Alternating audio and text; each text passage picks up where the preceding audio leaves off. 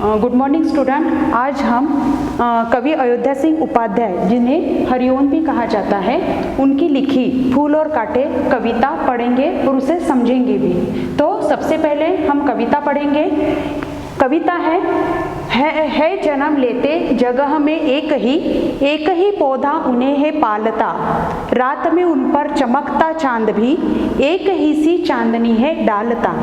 मेह उन पर है बरसता एक सी उन पर हवाएं है बही, पर सदा ही यह दिखाता है हमें ढंग उनके एक से होते नहीं, छेद कर काटा किसी की उंगलियां फाड़ देता किसी का वरवसत, प्यार डूबी तितलियों के पर कतर भौर काहे वेद देता शाम तन,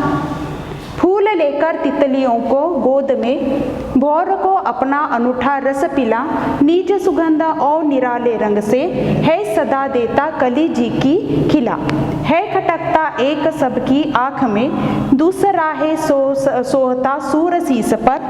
किस तरह कुल की बड़ाई काम दे जो किसी में हो बड़प्पन की कसर। इस कविता में कवि ने क्या बताया है? सबसे पहले कवि ने ये बताया है कि मनुष्य अगर किसी बड़े कुल में भी जन्म लेता है फिर भी वो अपने कार्यों से ही बड़ा बनता है, वो अपने स्वभाव के कारण ही बड़ा बनता है। जिस प्रकार से उन्होंने इस कविता फूल और कांटे में समझाया है, उन्होंने दोनों में क्या अंतर है, दोनों में क्या फर्क है। फूल और कांटे, जब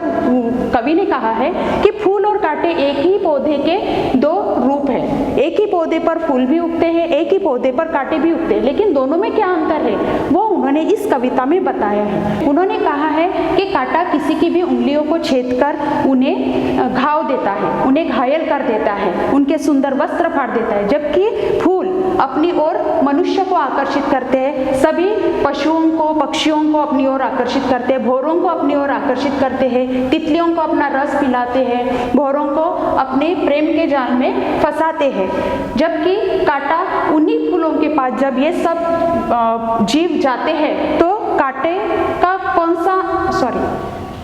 जब ये सभी जीव जब फूलों के पास जाते हैं तब कांटे उनको घायल कर देते हैं, उनके वस्त्र फाड़ देते हैं, उनके हाथों को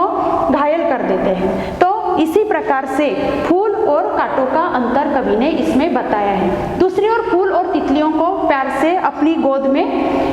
जगह देते हैं, भौरों को अपना रस पिलाते हैं, लेकिन कांटों के स्वभाव के कारण कांटों के पास कोई नहीं जाता। एक मिनट में